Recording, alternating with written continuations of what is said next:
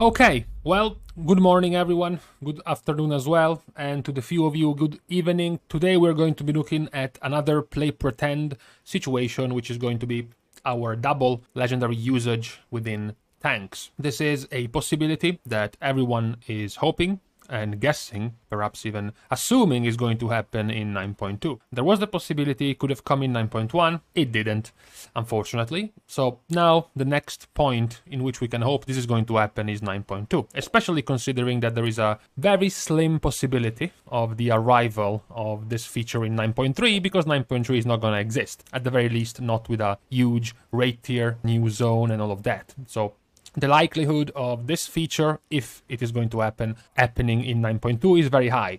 We went over the melee and the range DPS. Looking at tanks and even later looking at healers, the main difference between DPS and not DPS specs is that when looking at two legendaries for a DPS spec, the question is always going to be the same. The question is, which of these legendaries is going to give me the most damage? Even if you put two of them together, the question remains the same. Which of the two legendaries combined are going to give me the most damage? Sometimes the question can be related to AoE, sometimes to single target, but it stays the same. Meanwhile, in your opinion, what would be the question you were asking if you were a healer or if you were a tank? The question for legendaries for a tank could be which of the legendaries is going to make me the most tanky, because I'm a tank. Or maybe for a healer, it's which of the ones is going to make me heal more. The difference is that for tanks, the question could be, do I want to make my single big defensive cooldown stronger? Do I want to make my overall strength stronger? Do I want to buff my damage? Because I also care about damage, especially in Mythic Plus.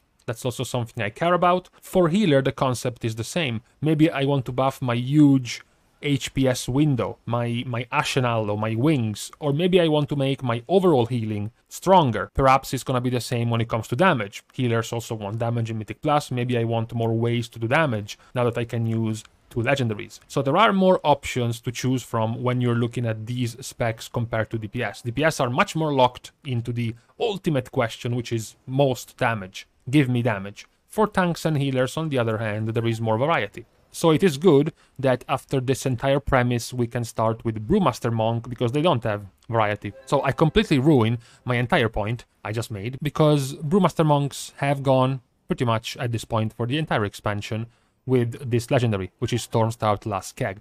It's just too good for all-purpose usages, not only because Keg Smash does good damage, so it covers that part, but also because it gives you good defense. Because using the Keg Smash reduces the cooldown of your brews, which is your defense. So it can do both at the same time, which is why it is used everywhere by Brewmaster Monks. So even in the, possibility of using two legendaries at the same time, it doesn't really change much for Brewmaster. They will very likely still be using this legendary. The next easiest question you can ask yourself when imagining using two legendaries at the same time is, okay, so what is the second strongest one? What is the second one the spec is using? So you just put them together. In the case of Brewmaster, even though second best means like 5% of the player base using it, would be Charred Passions. Charred Passions is the opposite of Stormstout's Last Keg, because instead of doing, 50-50, some good damage and also some good defense, Charred Passions basically gives you just more damage. This can be used if you're trying to push more damage as a tank. More often than not, it's used in Mythic Plus sometimes. If you were using two legendaries together, this could be a decent addition, particularly in Mythic Plus, for the damage. If you really wanted to go all damage, you could just ditch Stormstout's Last Keg to go for Charred Passions together with Feline Harmony. This would give you probably the best overall AoE damage you could get in Mythic Plus. It would also mean you would have to reroll to Night Fae, which is not a very popular choice for Brewmaster Monks. So since we started so badly with Brewmaster, let's try to go for something a little bit different, something with a little bit of a stronger synergy with its legendaries, which is Guardian Druid. Guardian Druid, similar to Monk, so we don't start very well, similar to Monk, also has a very strong legendary that is used very often, but not as often as what Brewmaster does, which is Ursoc's Fury Remembered. This is basically always used in Mythic Plus, a few times, 30-ish% of the time in raid encounters. Obviously, you can see why. This is very, very strong in Mythic Plus. This is very, very strong. The more enemies there are, the more you can hit with Trash and gain an Absorb Shield, right? Very, very simple. When you start thinking about pairing this with something else, there is a very clear, very obvious synergy here. Because this thing right here, Laffa Infused Embrace, sort of speaks by itself, right? Your Earth Legendary is going to give you a 15% chance to duplicate your Trash and then turn your Trash damage into an Absorb Shield, while this other Legendary is going to give you 20% more damage to Trash, which is also more Absorb Shield for you as a tank, and 30% increased radius, and more importantly, it can stack one additional time. So now you can have 4 stacks of Trash on the enemies. The majority of Guardian Druids are going to be playing with Rend and Tear, so that's another 2% more damage and 2% less damage taken with an extra stack.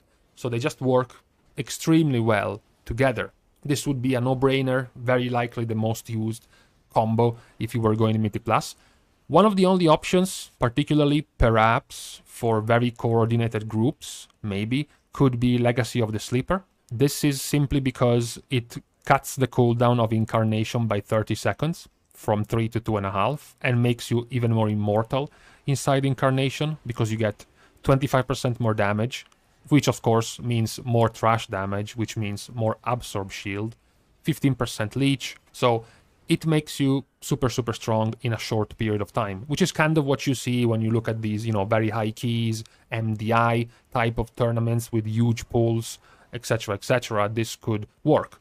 The reason why it's likely not as strong as it seems is because you're already pseudo-immortal when you are taking Incarnation as a Guardian Druid, so this is kind of overkill, basically. This is one of the cases I asked you before we started towards tanks and healers, centered around being able to, choose between, do I want to be more tanky in a short period, in my big cooldown, or do I want to be more tanky overall?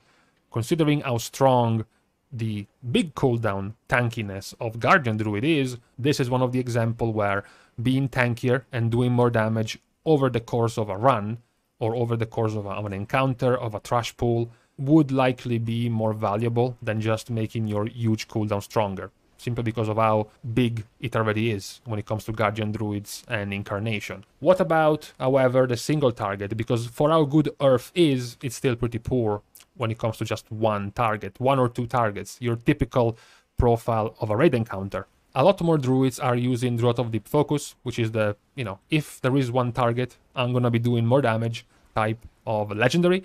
I am a fan, however, of the possibility of tinkering with Oath of the Elder Druid. This is a very, very niche option that basically nobody is speaking right now, but with the double legendary option, this could see play. Because this is what allows you to turn into Heart of the Wild affinity empowerment every minute. Heart of the Wild is, of course, the ability that the vast majority of druids are taking in raids because they don't need a stun, they don't need mass entanglement in raid. You can need that in Mythic Plus, but if you want to do the so-called cat weaving or all weaving, so being a tank that can shapeshift into damage and try to squeeze the most from your spec, it can give you tons of damage when you use Heart of the Wild. Unfortunately, it has a 5-minute cooldown, so basically it only happens once per fight in raid encounters and once in a while in a Mythic run. But with Oath of the Elder Druid, you would be able to use this every minute. But with Oath of the Elder Druid, you would be able to use it every minute, which is very good for raids. It is kind of on a similar pace to when you are tanking the boss and then the other tank is taunt swapping, so now you are not doing much and then you have to taunt back and you are the one tanking. So when you are not tanking, when you have some more free time, you have the option to use this legendary, activate Heart of the Wild, go into cat form or into owl form, moonkin form, and do some DPS. Even more so, Guardian Druids are Night Fae, so they have the ability to use Convoke the Spirits, which is also something they can use while activating Oath of the Elder Druid. It could be very powerful in raid encounters because of the free time you can have as a tank. It's unlikely it's going to be as good in Mythic Plus simply because of how powerful the combo we just mentioned, centered around Trash, is going to be if you ever have the chance to use 2 legendaries at the same time. So this is more from a raid perspective. Now, away with Druid we move into DK. DK is in an even worse situation because not only do they have a strong legendary that they use most of the time, unlike Druid with Earth and unlike Brewmaster with Stormstouts, the legendary of Blood DK is boring, is soulless, it doesn't change anything in your rotation or in the talent setup you want to go for. It's super strain. The only thing this is going to do is that you're going to be seeing 2 extra dots on the frames of your enemies, on the target frames, the target plates of your enemies, and that's all. That's basically all you're going to be seeing. It's some good and decent background damage, but it doesn't really change anything of your spec in raids and in Mythic Plus. The other option is the a few months ago, reworked and changed Crimson Rune Weapon. It's not as powerful as thought. You do kind of end up over-capping in Bone Shield charges anyways. The real strength of this is the latter part, the CDR reduction on Dancing Rune Weapon and even the Rune Regeneration. It's still decent. It could be paired together, of course, in the classic case of just take the 2 strongest legendaries and put them together. There is some other synergy here and there, for example, Gorfrin's Domination and Vampiric Aura.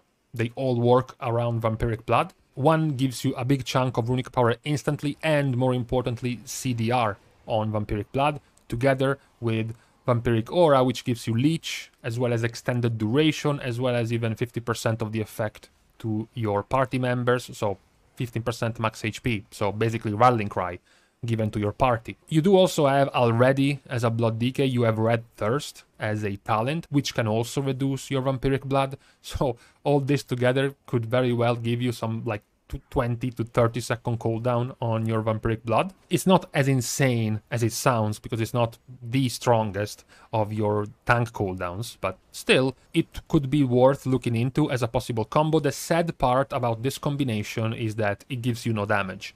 Using Vampiric Blood doesn't give you much of anything. You know, the extra cooldown reduction, the extra leech is not really going to amount to much of any damage extra.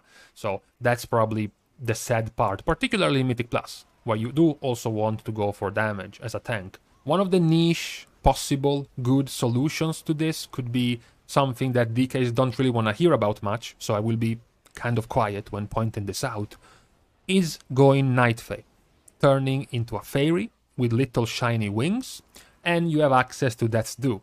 Death's Due is basically your same Death and Decay, which can also make the enemies deal 8% less damage to you and give you strength in return. This can become strong when you have 2 legendaries because you can take Pheromones, which is the legendary that gives you 10% haste as blood when you are inside your Death and Decay, as well as possibly randomly CCing the enemies inside, which can also help for your defense in Mythic Plus, and pair Pheromones with Death Certainty.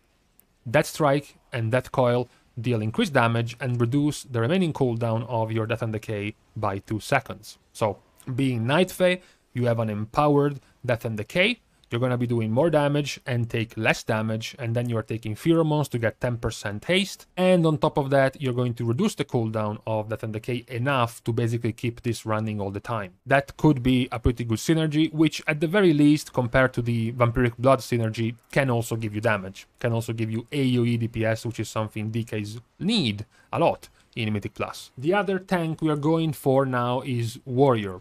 Warrior does have a pretty strong legendary, one of the reworked ones that were given to Warrior, Reprisal. Reprisal is the legendary which gives you shield block for 4 seconds, revenge for free, and 20 rage whenever you charge or intervene.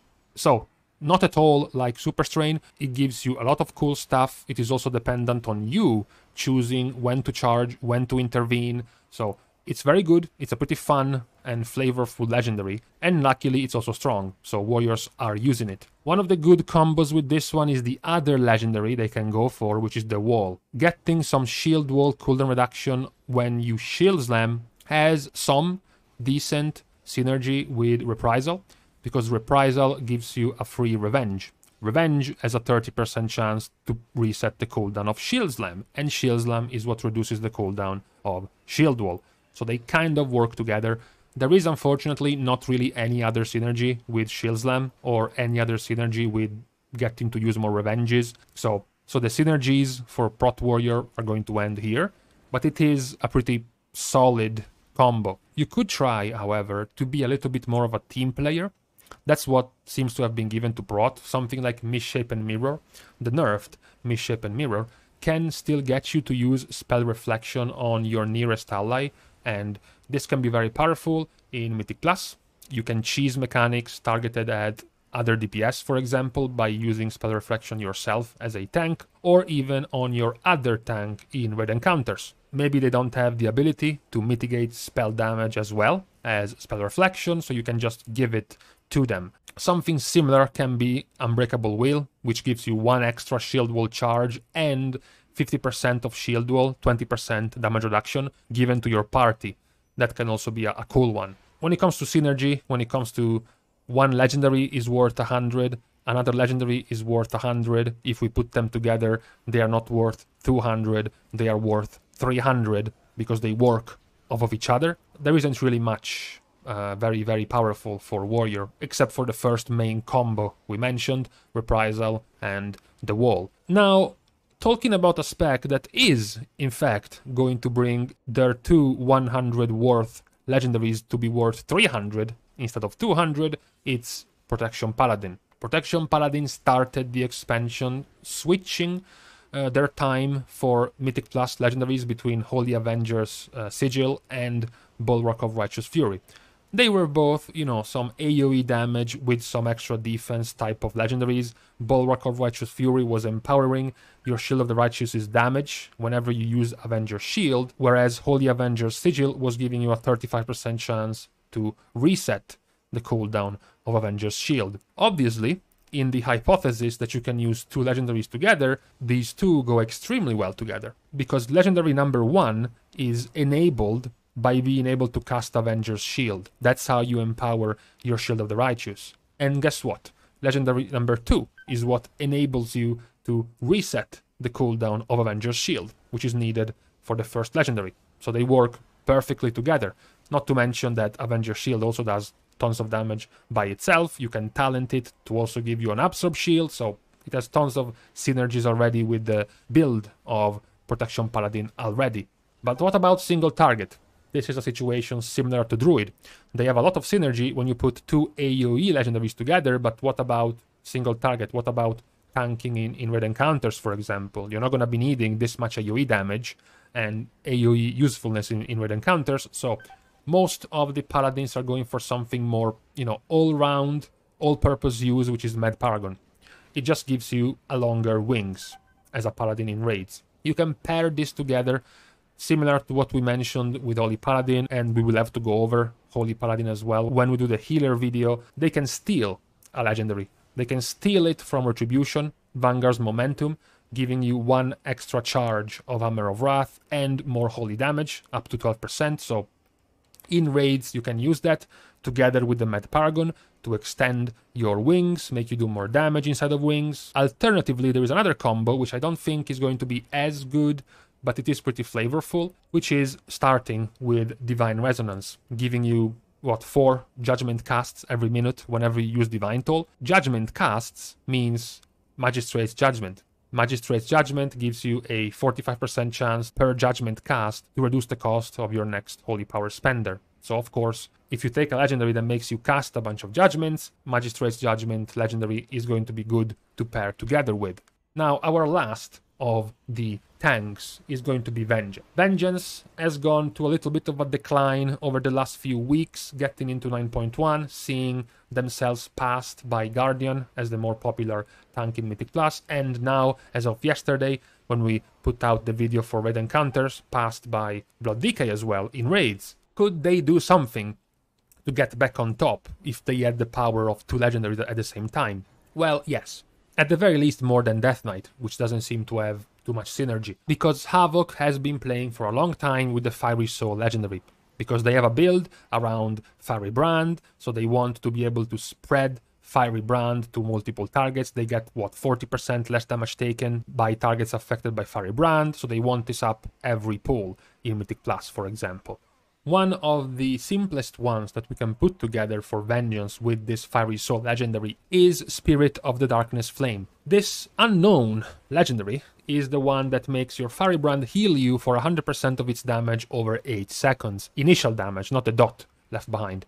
This damage is not very high, so it's not too powerful, but you can spread it to multiple targets over a pool, which starts to become stronger, and using your Sigil of Flame is going to increase the instant damage of your next Firebrand by 15%, stacking up 15 times. So as long as you Sigil of Flame one pack of enemies, it's going to stack up to 15 times. The total damage is going to be 225% more the next time you use Firebrand, so that's a pretty considerable heal. Of course, the synergy in here is that the first legendary, Fiery Soul, is reducing the cooldown of Firebrand by quite a lot, while Spirit of the Darkness Flame is making it stronger, more powerful, so they go pretty well together. Another decent legendary is the other type of combo that Vengeance Demon Hunters were trying to go, especially at the start of the expansion. What this would give them was a lot more AoE damage, but in return of being much more squishy and unreliable, and this is Razalik's Defilement.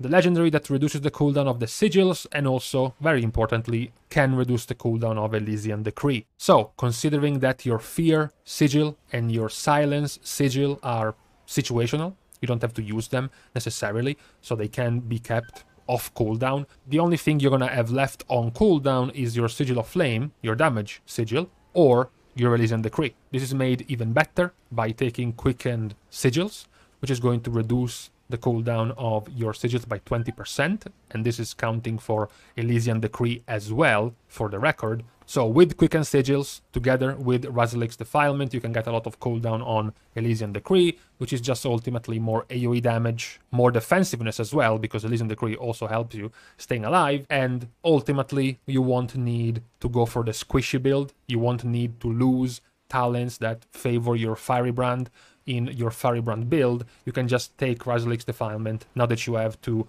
legendary slots. The other pretty cool combo could be, although this is a little bit harder, could be to simply keep your Fiery Soul, because it's very powerful, but pair it together with Darkler Boon. Having a 40% chance per Fell Devastation to not incur on its cooldown is extremely powerful. Not just because Fell Devastation is a good spell, that's the normal power.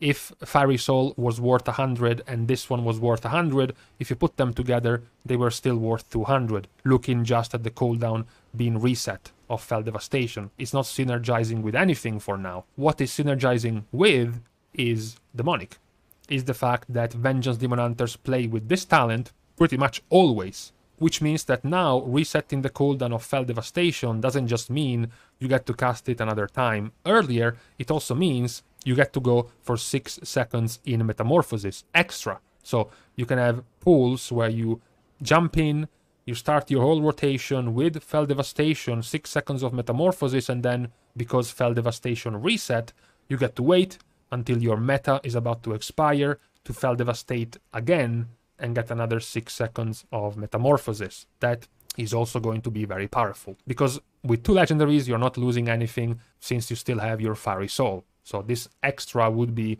very, very powerful for Vengeance, at the very least when it comes to Mythic Plus. As usual, these AoE legendaries, these AoE center legendaries are of course going to be more valuable in Mythic Plus, since the amount of enemies you're going to be hitting and you're going to be hit by in Mythic Plus is much larger than in your normal raid encounter. So at the end of this video, for tanks, which has gotten way too long, I thought at first, maybe I can put healers in as well, but no, it's better if I take them apart.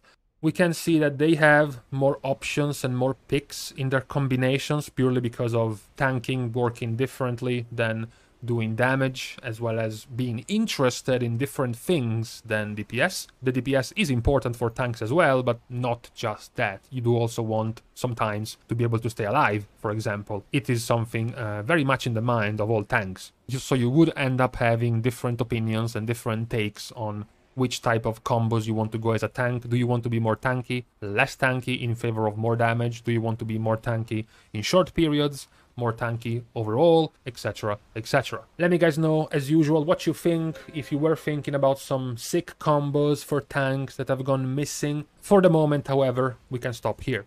Thank you for watching the video anyways. If you want to support the channel, leave a like as well, subscribe if you want to, See you guys soon, and in the meantime, I'm gonna say it right here, very honestly, I think Oreos are shit.